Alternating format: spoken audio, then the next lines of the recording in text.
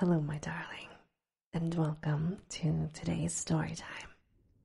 I have a light, rolling thunderstorm for you in the background to help you sleep. And now, on with our story time. Chapter 3. None of us, I imagine, slept very heavily or continuously that morning, for both the excitement of Lake's discovery and the mounting fury of the wind were against such a thing. So savage was the blast, even where we were, that we could not help wondering how much worse it was at Lake's camp, directly under the vast, unknown peaks that bred and delivered it. McTeague was awake at 10 o'clock and tried to get Lake on the wireless as agreed. But some electrical condition in the disturbed air to the westward seemed to prevent communication. We did, however, get the Arkham, and Douglas told me that he had likewise been vainly trying to reach Lake. He had not known about the wind, for very little was blowing at McMurdo Sound, despite its persistent rage where we were. Throughout the day, we all listened anxiously and tried to get Lake at intervals, but invariably without results. About noon, the positive frenzy of wind stampeded out the west, causing us to fear for the safety of our camp, but it eventually died down, with only a moderate relapse at 2 p.m. After 3 o'clock, it was very quiet, and we redoubled our efforts to get Lake. Reflecting that he had 4 planes, each provided with an excellent shortwave outfit, we could not imagine any ordinary accident capable of crippling all his wireless equipment at once. Nevertheless, the stony silence continued, and when we thought of the delirious force the wind must have had in this locality, we could not help but make the most direful conjectures. By 6 o'clock, our fears had become intense and definite, and after a wireless consultation with Douglas and Thorfinson, I resolved to take steps toward investigation. The 5th airplane, which we had left at McMurdo Sound, with Sherman and 2 sailors, was in good shape and ready for instant use. It seemed that the very emergency for which it had been saved was now upon us. I got Sherman by wireless and ordered him to join me with the plane and the 2 sailors at the southern base as quickly as possible. The air conditions being apparently highly favorable. We then talked over the personnel of the coming investigation party, then decided that we would include all hands, together with the sledge and dogs which I had kept with me. Even so great a load would not be too much for one of the huge planes built to our special orders for heavy machine transportation. At intervals, I tried to reach Lake with the wireless, but all to no purpose. Sherman, with the sailors Gunnarsson and Larson, took off at 7:30. They reported a quiet flight from several points on the wing. They arrived at our base at midnight, and all hands at once discussed the next move. It was risky business, sailing over the Antarctic in a single airplane without any line of bases, but no one drew back from what seemed like the plainest necessity. We turned in at 2 o'clock for a brief rest after some preliminary loading of the plane, but we're up again in 4 hours to finish the loading and packing.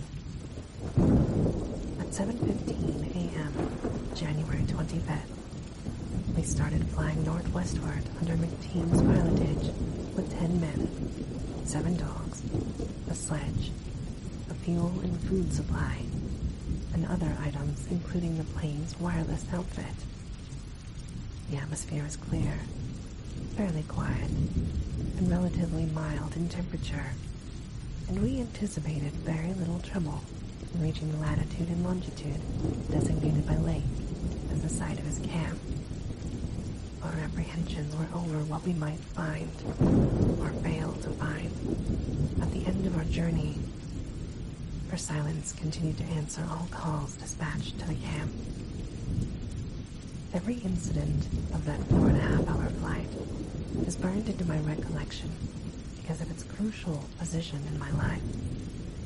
It marked my loss, at the age of 54, of all that peace and balance which the normal mind possesses through its accustomed conception of external nature and nature's laws.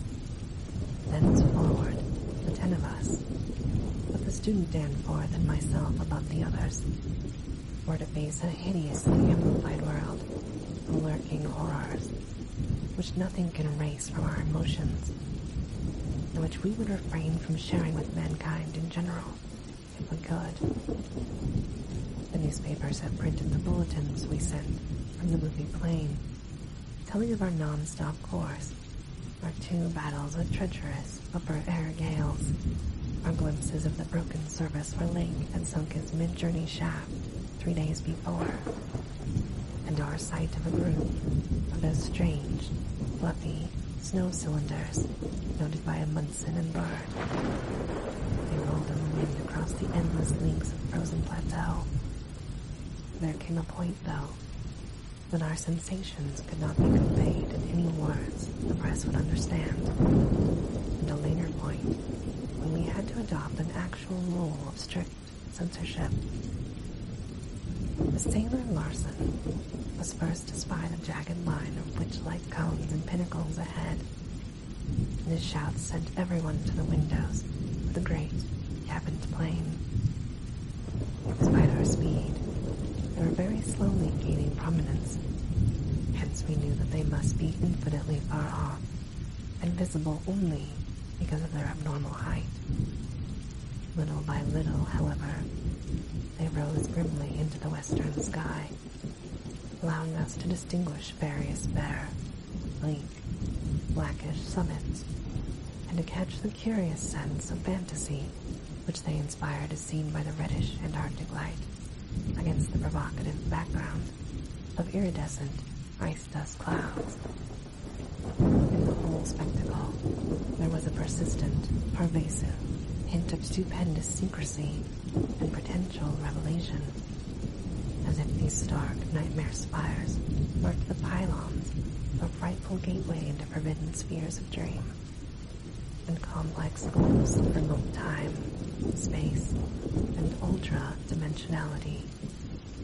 I could not help feeling that they were evil things, mountains of madness, whose farther slopes looked out over some accursed, ultimate abyss. That seething, half-luminous cloud background held ineffable suggestions of a vague, ethereal beyondness, far more than terrestrial spatial, and gave appalling reminders of the utter remoteness, separateness, desolation, and eon-long death of this untrodden and unfathomed austral world. It was young Danforth who drew our notice to the curious regularities of the higher mountain skyline. Regularities like clinging fragments of perfect cubes, which Lake had mentioned in his messages, and which indeed justified his comparison with the dreamlike suggestions of primordial temple ruins of cloudy Asian mountaintops so subtly and strangely painted by Roerich. There was indeed something hauntingly Roerich-like about this whole unearthly continent of mountainous mystery. I had felt it in October when I first caught sight of Victoria Land, and I felt it afresh now. I felt, too, another wave of uneasy consciousness of archaic, mythical resemblances, of how disturbingly this lethal realm corresponded to the evilly famed plateau of Lang in the primal writings. Mythologists have placed Lang in Central Asia, but the racial memory of man, or of his predecessors, is long, and it may well be that certain tales have come down from lands and mountains and temples of horror earlier than Asia, and earlier than any human world we know. A few daring mystics have hinted at a pre-Pleistocene origin for the fragmentary Panoptic manuscripts. They have suggested that the devotees of Sathogwa were as alien to mankind as Sathogwa itself.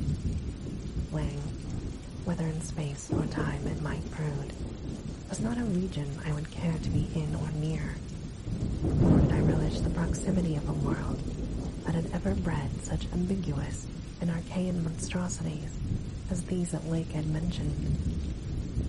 At the moment, I felt sorry that I had ever read the abhorred Necronomicon, or talked so much with that unpleasantly erudite folklorist, Wilmart, at the university.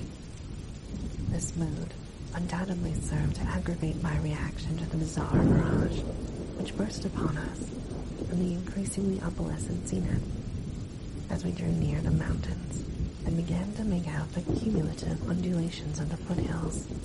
I had seen dozens of polar mirages during the preceding weeks, some of them quite as uncanny and fantastically vivid as the present sample. But this one had a wholly novel and obscure quality of menacing symbolism, and I shuddered as the seething labyrinth of fabulous walls and towers and minarets loomed out of the troubled ice vapors above our heads. The effect was that of a cyclopean city, of no architecture known to man or to human imagination, with vast aggregations of night-black masonry, embodying monstrous perversions of geometrical laws, and attaining the most grotesque extremes of sinister bizarre. There were truncated cones, sometimes terraced or fluted, surmounted by tall, cylindrical shafts here and there, bulbously enlarged, and often capped with tiers of finished, scalloped discs, and strange, beetling table-like constructions suggesting piles of multitudinous rectangular slabs, or circular plates, or five-pointed stars, with each one overlapping the one beneath. There were composite cones and pyramids either alone, or surmounting cylinders or cubes, or flatter truncated cones and pyramids, and occasional needle-like spires, and curious clusters of five. All of these febrile structures seemed to knit together by tubular bridges, crossing from one to the other at various dizzying heights, and the implied scale of the whole was terrifying and oppressive in its sheer giganticism. The general type of mirage was not unlike some of the wilder forms observed and drawn by the Arctic whaler Scoresby in 1820.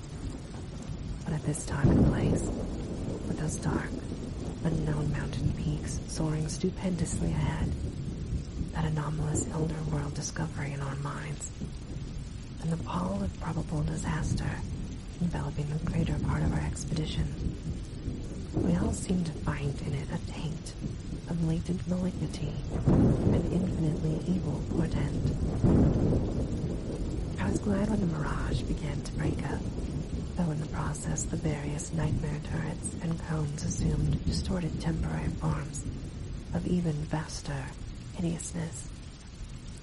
As the whole illusion dissolved in churning opalescence, we began to look earthward again, and saw that our journey's end was not that far off. The unknown mountains ahead rose dizzyingly up like a fearsome rampart of giants, their curious regularities showing with startling clearness, even without a field glass. We were over the lowest foothills now, and we could see amidst the snow, ice, and bare patches of their main plateau a couple of darkish spots, which we took to be Lake's camp and mooring. The higher foothills shot up between 5 and 6 miles away, forming a range almost distinct from the terrifying line of more than Himalayan peaks beyond them. At length, Robes, the student who had relieved McTeague at the controls, began to head downward toward the left-hand dark spot, whose size marked it as the camp. As he did so, McTeague sent out the last uncensored wireless message the world was to ever receive from our expedition.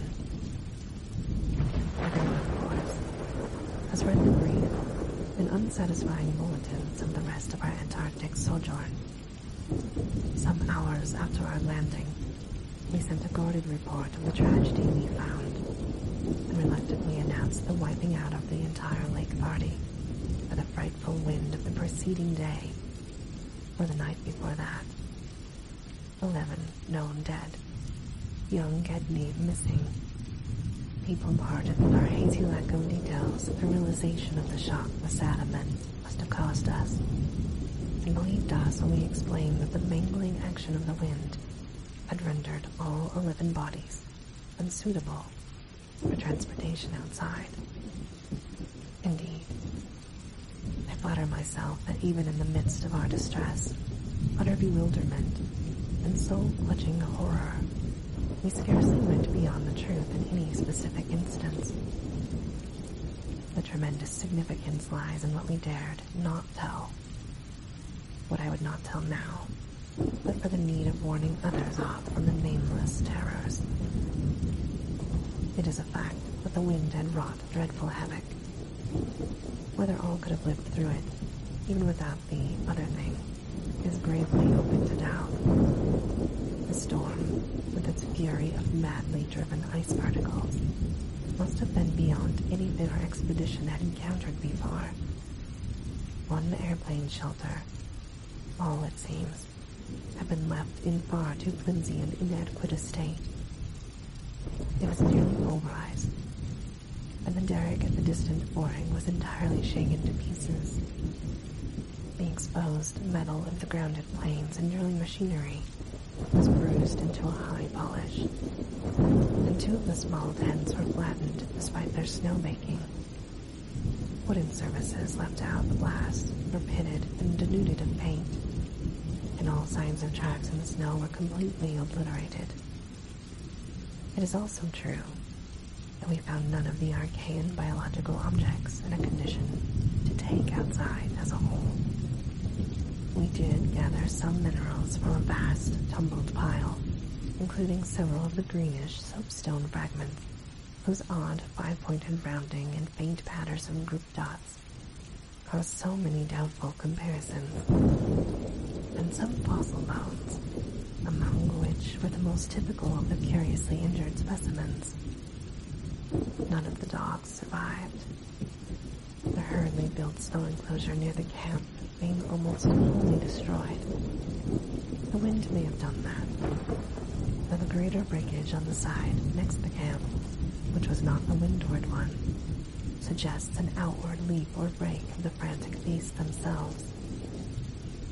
All 3 sledges were gone, and we have tried to explain that the wind may have blown them off into the unknown. The drill and ice melting machinery at the mooring were too badly damaged to warrant salvage, so we used them to choke up that subtly disturbing gateway to the past, which Lake had blasted. We likewise left at the camp the 2 most shaken up of the planes, since our surviving party had only 4 real pilots: Sherman, Danforth, McTeague, and Ropes. In all, with Danforth in a poor nervous shape to navigate. We brought back all the books, scientific equipment, and other incidentals we could find, though much was rather unaccountably blown away. Spare tents and furs were either missing or badly out of condition. It was approximately 4 p.m. after wide plane cruising had forced us to give Gedney up for lost. We sent our guarded message to the Arkham for relaying, and I think we did well to keep it as calm and non-committal as we succeeded in doing. The most we said about agitation concerned our dogs, whose frantic uneasiness near the biological specimens was to be expected from poor Lake's accounts. We did not mention, I think, their display of the same uneasiness when sniffing around the strange greenish soapstones and certain other objects in the disordered region. Objects including scientific instruments, airplanes, and machinery both at the camp and at the boring. Those parts had been loosened, moved, or otherwise tampered with by the winds. It must have harbored singular curiosity and investigativeness. About the 14 biological specimens, we were pardonably indefinite. We said that the only ones we discovered were damaged, but that enough was left of them to prove Lake's description wholly and impressively accurate. It was hard work, keeping our personal emotions out of this matter, and we did not mention numbers, or say exactly how we had found those which we did find. We had by that time agreed not to transmit anything suggesting madness on the part of Lake's men, and it surely looked like madness to find 6 imperfect monstrosities carefully buried upright in 9-foot snow graves under 5-pointed mounds, punched over with groups of dots in patterns exactly like those on the strange greenish soapstones dug up from Mesozoic or Tertiary times. The 8 perfect specimens mentioned by Lake seemed to have been completely blown away. We were careful, too, about the public's general peace of mind. Hence, Danforth and I said little about our frightful trip over the mountains the next day.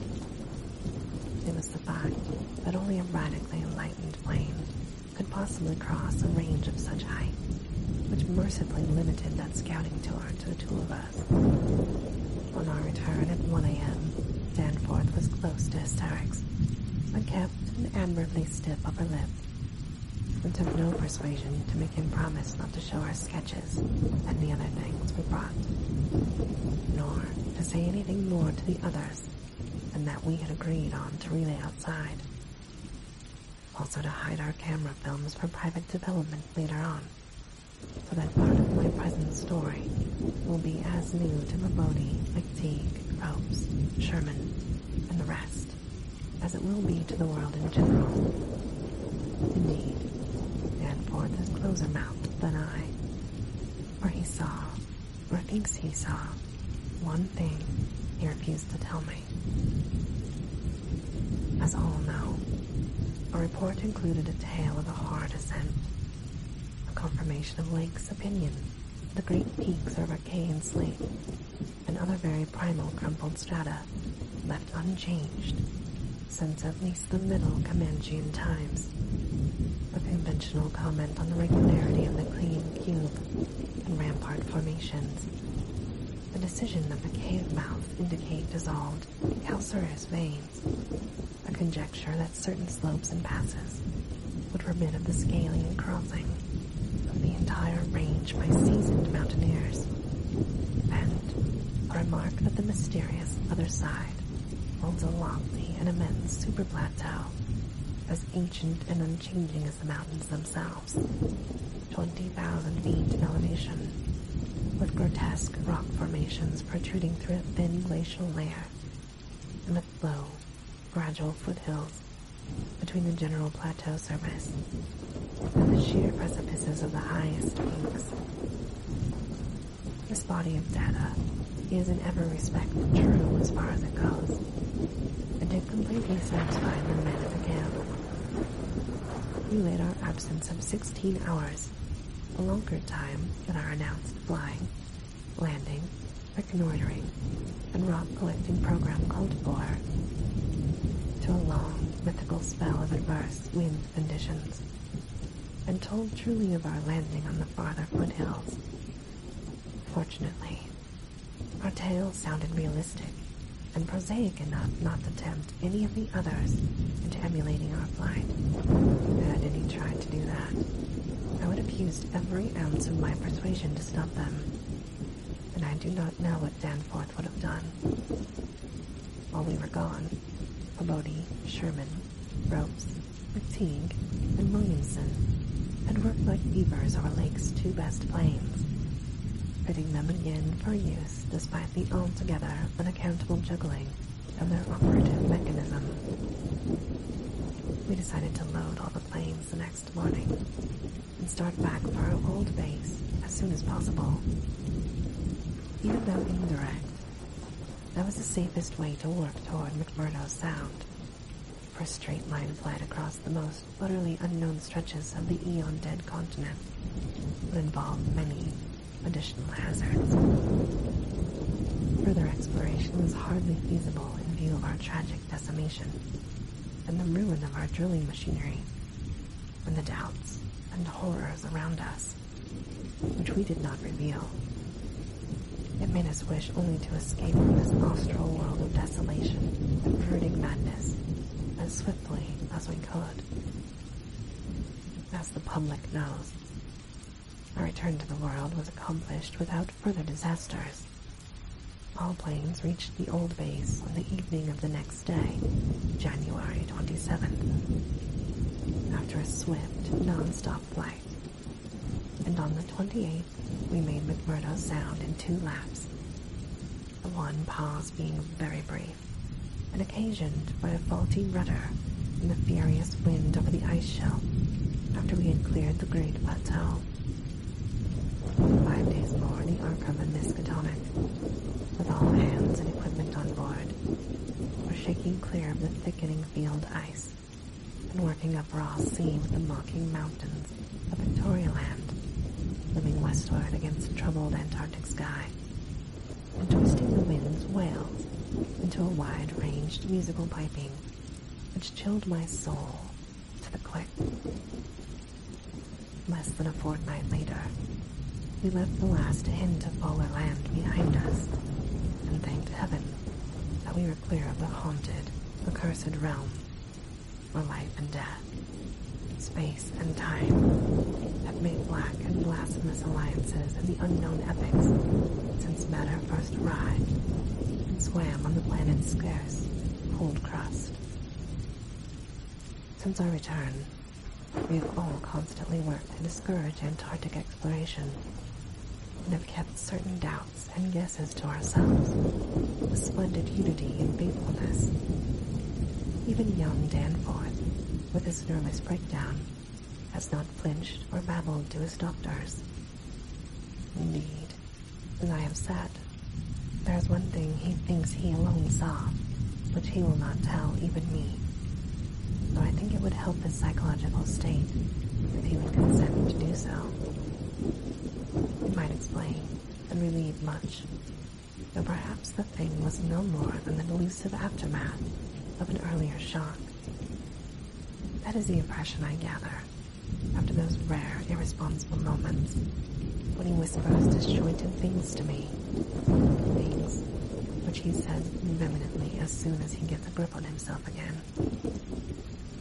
It'll be hard work deterring others from the Great White South, and some of our efforts may directly cause our harm and draw inquiring notice. We might have known from the first that human curiosity is undying, and that the results we announce would be enough to spur others ahead on the same age-long pursuit of the unknown. Lake's reports of those biological monstrosities had aroused naturalists and paleontologists to the highest pitch, though we were sensible enough not to show the detached parts we had taken from the actual buried specimens, or photographs of those specimens as they were found. We also refrained from showing the more puzzling of the scarred bones and greenish substones, while Danforth and I had closely guarded the pictures we took or drew on the super plateaus across the range. The crumbled things we smoothed, studied in terror, and brought away in our pockets. But now, the Starkweather Moor party is organizing, and with a thoroughness far beyond anything our outfit attempted. If not dissuaded, they will get to the innermost nucleus of the Antarctic and melt and bore until they bring up which may end the world we know. So I must break through all reticences at last, even about the ultimate painless thing beyond the mountains of madness. And this, my darling, ends our story time for today. As always, I hope that you have very sweet and creepy dreams. Good night.